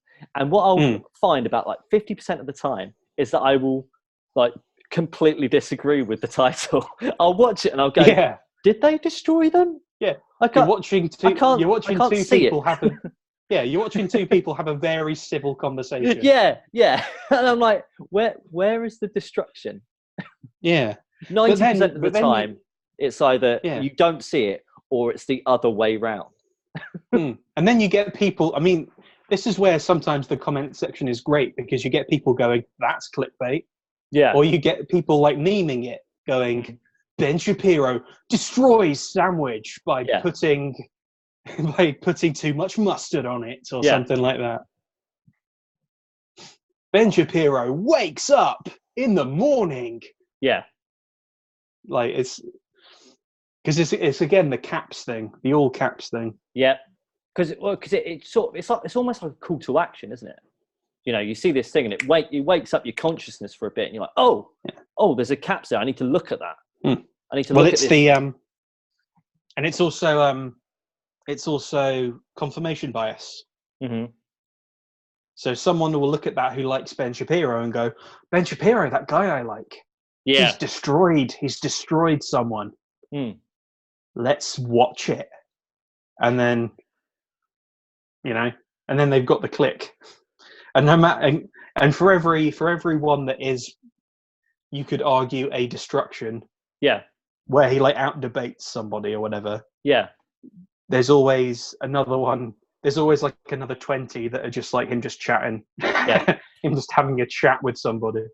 So like, funnily enough, so I went onto YouTube, and I just typed in all caps destroys. I couldn't think of anywhere else to go. First one, Ben Shapiro absolutely destroys people with facts. With facts and logic. Volume It's always 1. with facts and logic. Volume 1. There are Yeah. There are 3 more. It's always destroys with facts and logic. Always. Yeah.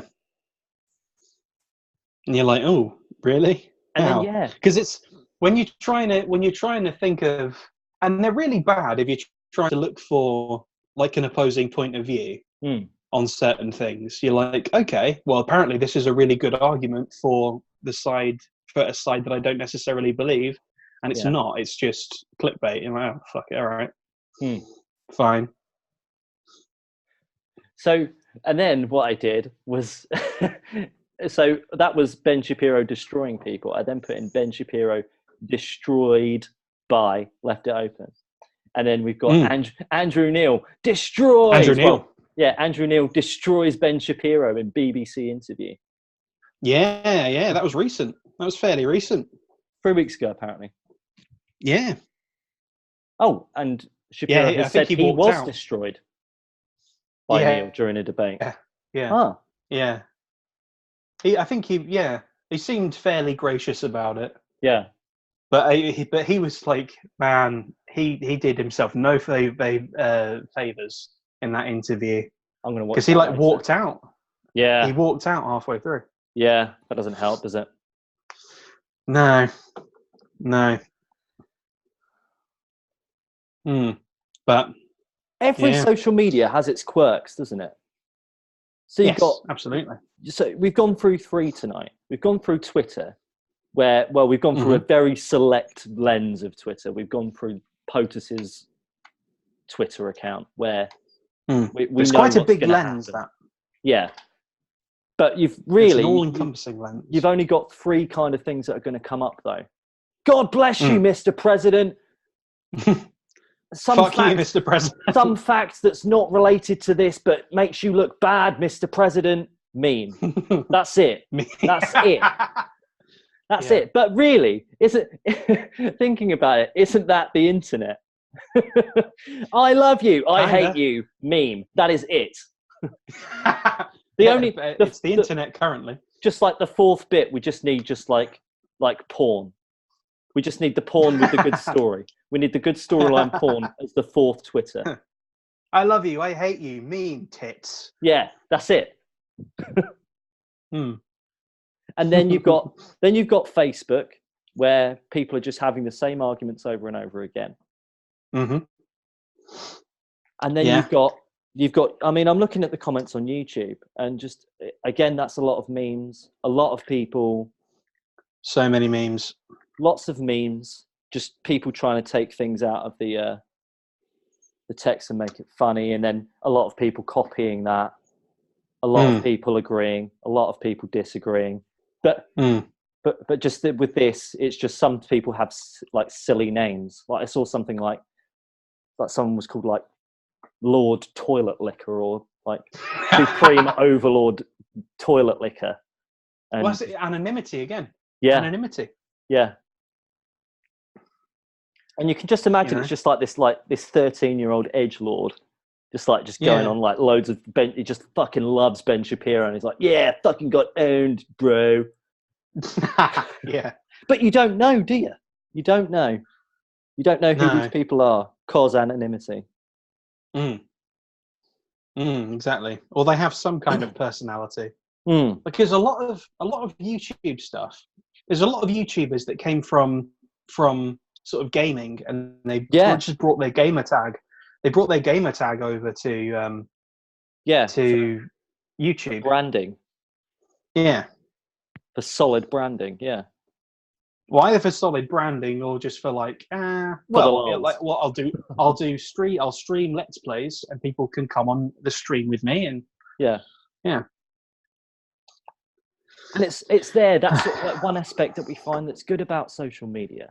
You know, we've talked about all the bad, but some of it's really bloody good. You know, like for that, you can, I mean, not just play games with people around the world, but you can connect with people around the world. You can, you know, I was just about to say build a following online. I don't know if that's good or bad. It depends. It depends if you use your powers for good or evil, doesn't it?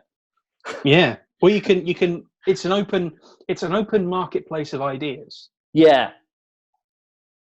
Particularly YouTube. That you can just get. I mean, I suppose there's some toxicity, but it is very much an open marketplace of ideas. And there are, and that's a good thing about it. You can get different perspectives quite easily just by looking at different channels. I want the left wing. You can watch the Young Turks and you can watch Steven Crowder, and you'll get different perspectives on the same thing. Yeah. But that's only if you're looking for it, isn't it? Only if you're looking for it. That requires you to make a conscious decision to look for that. It requires you to take some. It requires you to take responsibility. That's the same for everything, though, isn't it? I can't just paint that over social media. That's for everything. Yeah. Well, I mean, that's the well, it's another thing that that is in absence. Yeah. That's getting sort of eroded away is that the sense of responsibility you have to take for your own. Because we've got a lot of instant gratification. It's a lot of like, give me this for free, which is what YouTube is basically. Give me this for free. Yeah, and you can get whatever you like, and you can gaslight people. You can gaslight your followers. Yep. Like there are people who there was a guy who I was subscribed to, who I was following, who was. He was a comedian, but he stepped off the reservation a bit. He went a bit. And I was like, well, I mean, this is the thing, man. He almost got me. Really? He almost got me. And then he talked about the moon landing. He was like, the moon landing isn't real. And I went, I beg your pardon. See ya. And this is the thing, right? He had me so good. Yeah. That I was like, well, I mean, let's read about the moon landing and see. Let's see if there's any inconsistencies. And I read a bunch of stuff about the moon landing, and I went, "Yeah, you're full of shit," and just unsubbed immediately because he wouldn't shut the fuck up about it. Good days. And it's not like, and it wasn't like it was literally like people and like a bunch of people. Like, I think people have he's gained more of a following because people are watching the train wreck. Yeah.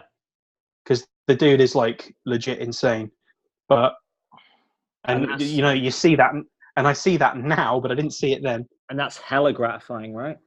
To watch someone else fail, to watch someone else's life fall apart, to watch someone else spiral around the drain. Yeah, I can sit here in my pants eating crisps, and I can watch someone's life go down the drain.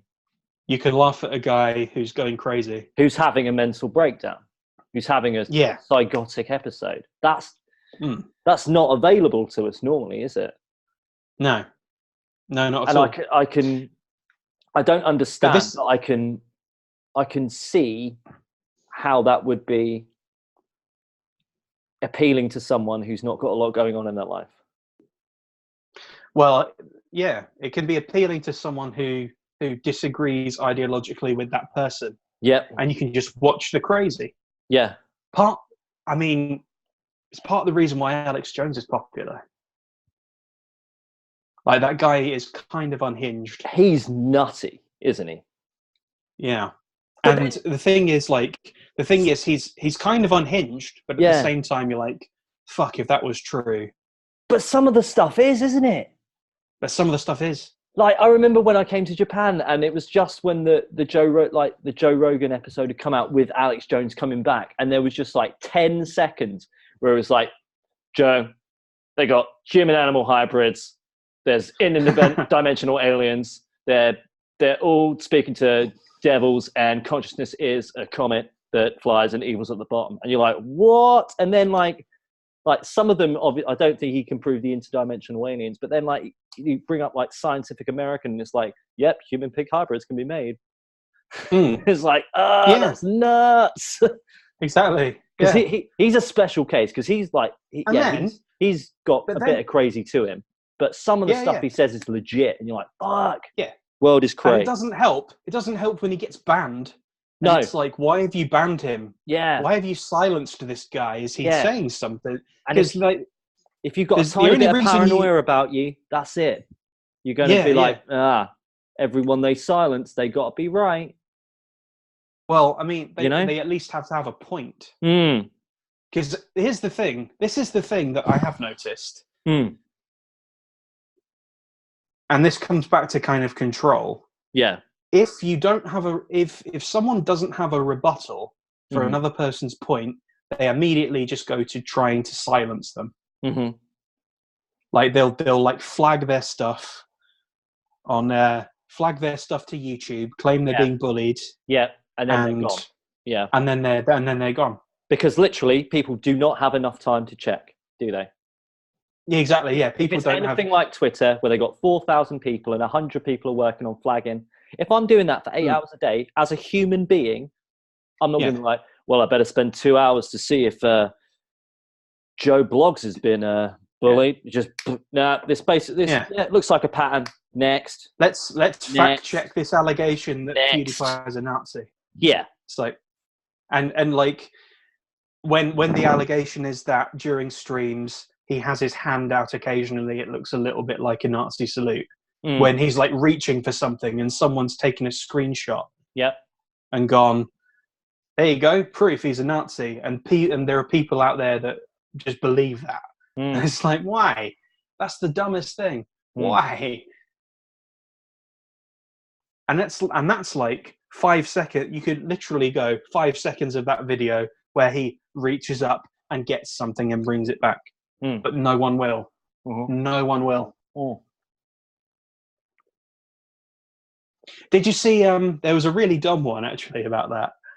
I didn't follow the whole PewDiePie thing. I sort of heard it sort of around. This is a different thing. This is a football thing. I don't know if you follow this. Oh, the footy. Love the footy. Yeah. Matt. So there's a footy one where a chap called Wayne Hennessy, who is a goalkeeper for Crystal Palace, I believe. Okay. Who there was a picture taken by a German teammate. And you know, British people and Germans have a bit of banter. This guy, Wayne Hennessy, he did what is pretty clearly like a Nazi salute and like doing the Hitler mustache with the fingers. Yeah. Directed it. I'm pretty sure. I don't know. I wasn't there. But knowing British people and German people and the banter, was probably bantering off the German guy. Yeah, mate. And I've got to show you this. Right. So I looked up who Wayne Hennessy is. For those who don't know me, I don't like football. I don't like FIFA. I don't like the FIFA game. Look, right. So first, 3 out of 4 images. We've got this one. This one. Well, that's this one. All used. This one. Well, in context, that's a football thing. But hang on, if you scroll up. Yep. But this is the one that's going to be talking about it. That's the one. Yeah. You see him there at the back. There he is. Right. I zoom in. So that's fairly obvious to me that he's bantering off. I think I can annotate. I can. It's fairly obvious to me. It's fairly obvious to me here that he's bantering off the German guy who's taking the picture. Yeah. The absurd thing he did, though, in response to this, was he like pleaded ignorance. He was like, "I don't know about Nazis." He doesn't even know about it. And then they said that they were like, "Oh, wasn't it? Oh, the guy who used to be the England manager." And he was like, we're gonna like Roy Hodgson or something. Yeah. Yeah. Oh, we're gonna educate. Oh, fuck off! It's like fuck off, Wayne. That's the dumbest thing. Yeah. It's like, just say. I mean, obviously he can't say that he's bantering off the guy, because banter is like considered toxic. Bit of an incendiary term, but it happens. Bit of an incendiary term. Yeah. Yeah, exactly. But it happens, you know. Yeah. And what you could say his response isn't like, I'm sorry about this. Yeah. But this is outrage culture, isn't it? It's outrage culture. Mm. And his response was effectively, what's a Nazi? Yeah. I don't know anything about What's the Nazis. World War II? Come on, Wayne. Well, World War. There was a World War, and What's there the were two war? of them. Yeah. Hitler, I thought he was a myth. It's like, no, it's obvious. Nuts. It's obvious what he was doing. Yeah. But then it's like blown up. It's blown out of proportion to, well, is he a neo-Nazi? Is he a toxic? Yeah. And it's like, obviously not. He's obviously bantering off his mate, but it's also obvious that you can't really do that. I mean, in today's society. He was being a stupid human being at that point. Yeah. Yeah, he was being an idiot, and that picture goes onto social media, and the context is removed, and furore erupts. So what happened to him? Has he still got his job? Yeah, he's still got his job. Okay. Of course, he's still got his job. You would think if it were really something, he would have been fired, because people have been fired for that. For like being. People have been fined and fired, and their careers have been thrown in the toilet because of it. Like, well, there was Israel Folau, wasn't there? So I know a bit more about rugby, and we're taking a bit of a step up from bantering. So Israel Folau is he's from the he plays for Australia, but he's an island boy, so he's from like Polynesian islands. Okay, not sure. So he's a South Pacific Islander. So huge religious, Christianity is big in South Pacific. Okay. You know, it's a huge part of their culture. So he gets on Twitter and he's going like repent basically, and he's going into a lot of people who need to repent. One of which being homosexual people. Okay. Okay.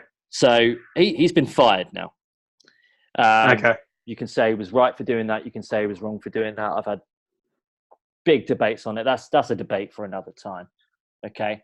That there's a lot around that. There's a lot to unpick. It's like a fundamentalist Christian. Yeah. There's a lot to unpick from what is that and how do you whole other topic. But yeah, he got taken out, but with that, I think a lot of the South Pacific Islanders, they wanted to go with him because it's such a big part of their lives. And I understand it. Like you know, you don't. I think it's very personally, like as a blanket statement. I thought it was stupid of him to be saying that. If your views cool, but you have a platform, you influence people, and a lot of people look up to you. So it's probably a bit silly to be saying that. Equally though, if you are, you know, not being religious, I don't really know, but if that's what you really believe with all your heart, and you think that if people don't change, they're going to go to hell, that's going to weigh on your conscience, isn't it? Sure. I don't know what it's like to be fully religious and believe there's a God and things like that. I don't know. Well, the other thing there is that not all religions are treated equal, particularly when it comes to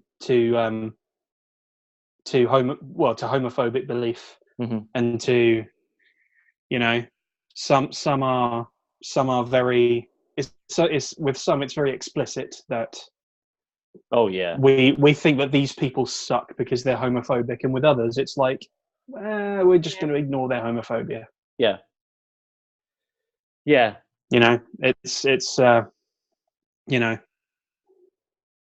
I think again, I think what we've come back to again though is this responsibility on the individual, because you said it earlier, didn't you? You know, there's responsibility on an individual using a social media platform.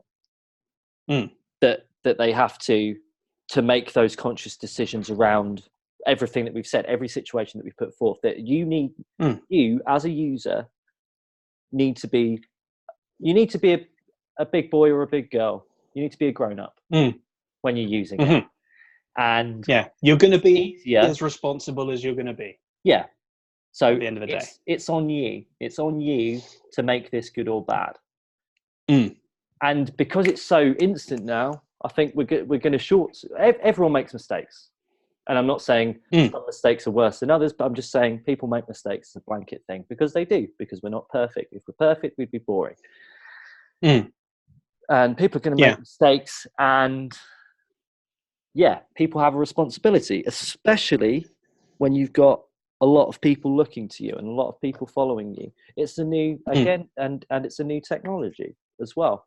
That makes it difficult as well, because we're all still learning. So we're all still kind of in our infancy when it comes to social media. So in some respects, we can't be grown-ups.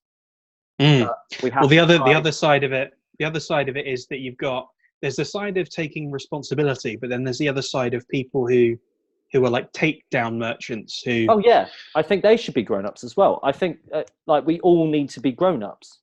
We need to be responsible human beings that can engage in discourse, that can use a technology correctly. You know, it almost feels like this is like as dangerous as driving a car. You know, sometimes with social media, you know, you do the wrong thing, you can fuck up. Well, I don't know if people have died off social media. I imagine they would have. I mean, somehow, somewhere, mental health issues are rising. For definite, yeah. For definite, depression is rising. Suicide is rising. Yeah, it happens, man. Cyberbullying's a thing. It happens. Oh, wow, yeah. What a topic we haven't touched. That's another. We didn't even get into cyberbullying. Jesus, yeah. And but then. More often than not, this is coming from like that's more of a less grown-up thing, I would imagine, or at least what I've seen on the news. It's more with sort of kids and everything like that. If you've gone, not to absolve them, you're back. Not to absolve them of that, but to give it a bit more context. Nothing I'm saying is to absolve anyone. I just want to make that very clear. Like, if that's the thing, like if you disagree with something that we would say, it would be like, well, just say, what do you mean? Yeah. What do you mean by that? Because it could be that we're just speaking out. We just say something wrong in the heat of the moment. Because I can see us being very touchy. I've seen us a couple of times be touchy on subjects, and in a conversation with someone. I mean, sometimes you're gonna piss someone off. I was out. So I started a new job out here in New Zealand just to pay the rent, basically, while another gig comes up. And I was out for drinks with like the new people, and I was talking to this woman at work, and I said the wrong thing. I said, I can't remember what I said, but instantly it rubbed her up the wrong way. I'm like, oh fuck. Sorry, like, what happened? There was a bit of there was no instantly shouting, "You're so fucking stupid." I don't know how you turn on the light. There was a grown-up conversation between us, which led into a really good conversation about other things about humans and how people deal with this and that. And it was it was brilliant. I really enjoyed that conversation. It wouldn't have happened if I didn't piss her off. And it was one word out of turn. Worked out that it was something. It reminded her of things that people have said to her before. I think it was like in relationships or something about something. I won't go into it too much. But it reminded her of that. Yeah. And I was like, oh fuck! Didn't realise that must have been. Well, did that happen instantly then? Was there an instant like, oh? There was an instant chill in the air. So I said something. I've said something. I've said something wrong. Yeah. Then there was a bit of a chill going on. No, let's. Like, I don't want you to feel, uncomfortable in the situation. What have I said?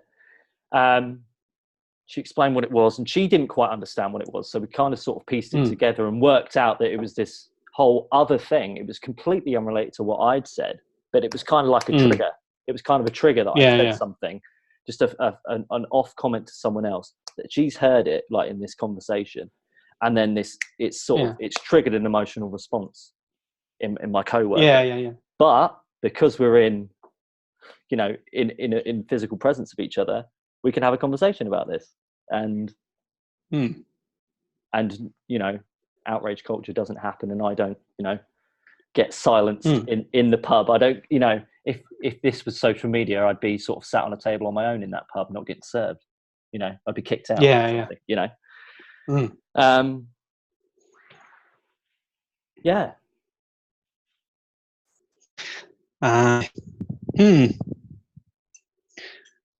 Well, what can be done about it? I mean, there's personal responsibility you need to take. Yeah. But I mean, apart from that, what can be done about it? To quote Spider-Man, with great power comes great responsibility. This is an incredible power. This is an incredible tool. We can talk over thousands and thousands of kilometers of distance in pretty much real time. There's probably a bit of a gap. After that, we can instantly upload this onto a social media platform where anyone with an account and knowing this is there can see it, and they can see it for as long as YouTube goes. Yeah. We can do all sorts with this social media platform. You know, you can build a following if you go down the light side, if you go down the Jedi side, Matt, to an earlier conversation, you can probably make a real difference with the internet. You can reach people and help them and connect with people who have had similar experiences in their lives, you know, or something like that. You know, like I imagine like grief counseling or something like that, like where things have happened to people, like really traumatic things have happened to people, and you can connect with other people who that's happened to. You know, something rare might have happened to you, a certain, I don't know, like a really rare disease or something like that. And there's like 1,000 people in the world. Without social media, you probably wouldn't be able to contact those people. But with social media, all you've got to do is, one, hope that there's a group for that. Two, if there's not, make one, and wait for people to search for that.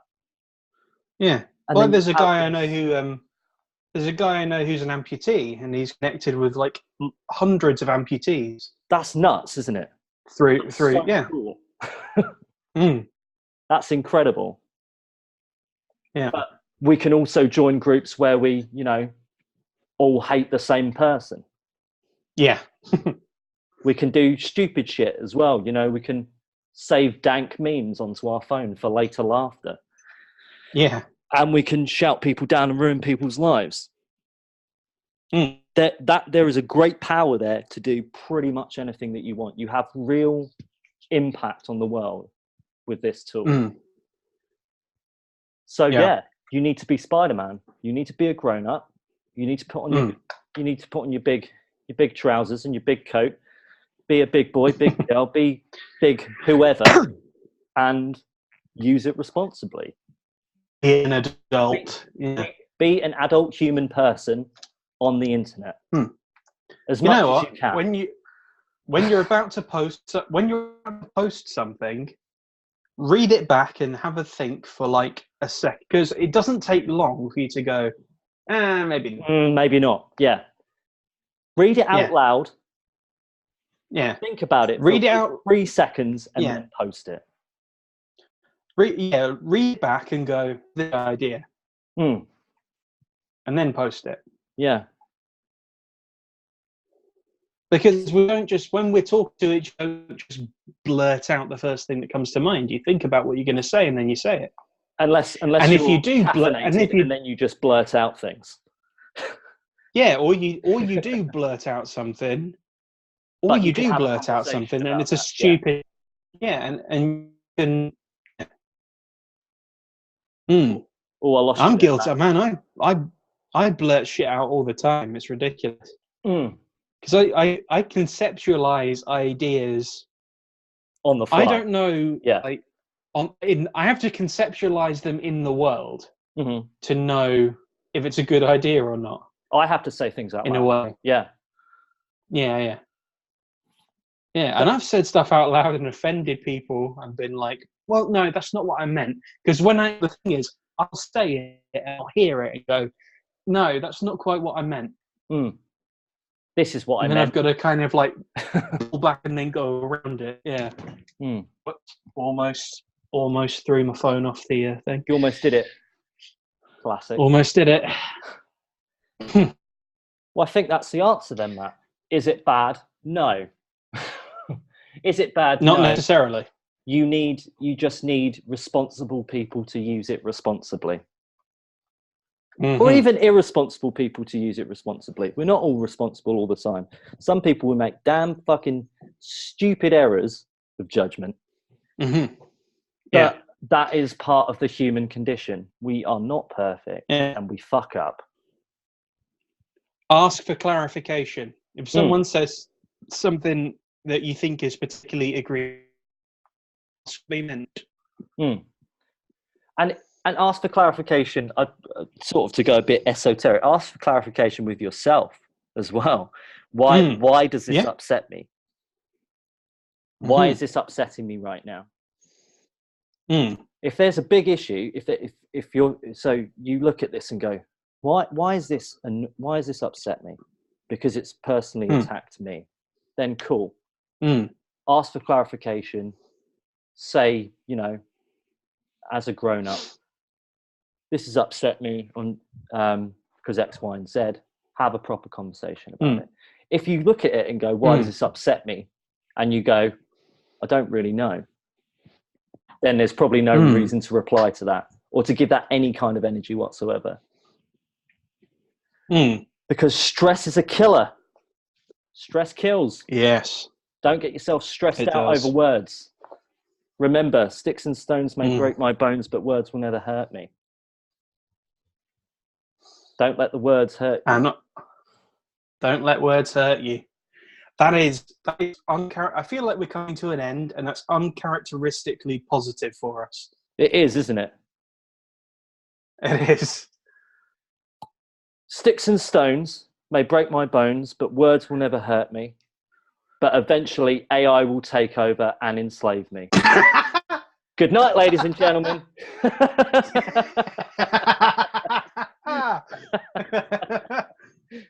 I jest. Oh. I think that's a good way to end it. Words can't hurt. Yeah. Be grown-ups. Have fun. You've only got a short time here. Oh, I'm getting into death again. Don't let words hurt you. Be great. Yeah. This has been the kid can take away all your doors, but you can always knock through a wall. You can always use the motherload cheat. Just control Shift C motherload. Okay? Oh, that was a real thing. Yeah.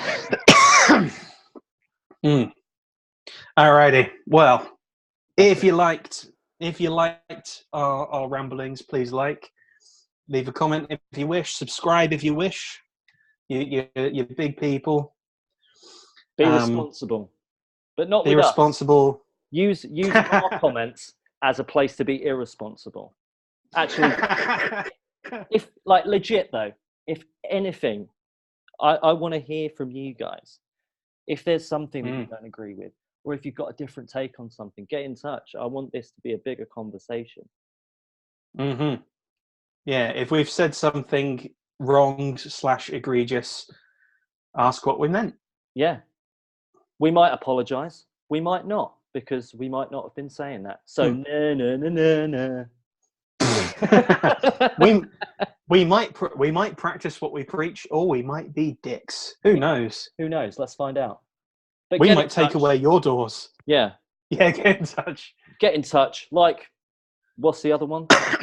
Like, subscribe. Comment and subscribe. Comment and subscribe. Remember, you're all in a video game. Nothing matters apart from this thing we call life. Love you. Bye.